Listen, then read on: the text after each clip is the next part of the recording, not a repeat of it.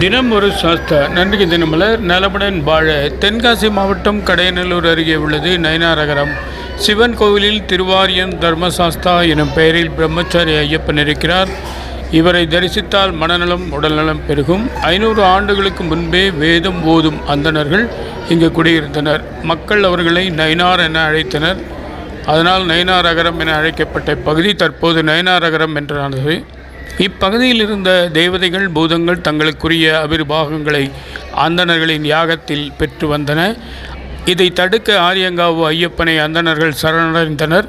பூதநாதனான ஐயப்பன் பூதங்களை கட்டுப்படுத்தி இத்தலத்தில் மேற்கு நோக்கியபடி ஒரு கால் குத்துக்காலிட்டும் ஒரு காலை தொங்கவிட்டும் அபயமளித்தபடி பிரம்மச்சாரியாக அருள் புரிகிறார். இப்பகுதி மக்களின் குலதெய்வமான இவர் கேரளா ஆரியங்காவிற்கு நேரெதிரே இருப்பது சிறப்பு. மார்கழி மாத மண்டல பூஜையும் தமிழ் மாத பிறப்பன்று பூஜையும் விமரிசையாக இங்கு நடக்கும். தென்காசி மதுரை சாலையில் 10 கிலோமீட்டர் தொலைவில் இடைக்காலுக்கு முன்பு உள்ளது நயினாரகரம். நேரம் காலை 8 மணி முதல் 10 மணி வரை. வாருங்கள், வந்த ஐயரின் அருள் பெறுங்கள், வளம் பெறுங்கள், வாழ்க வளர்க. நன்றி, வணக்கம்.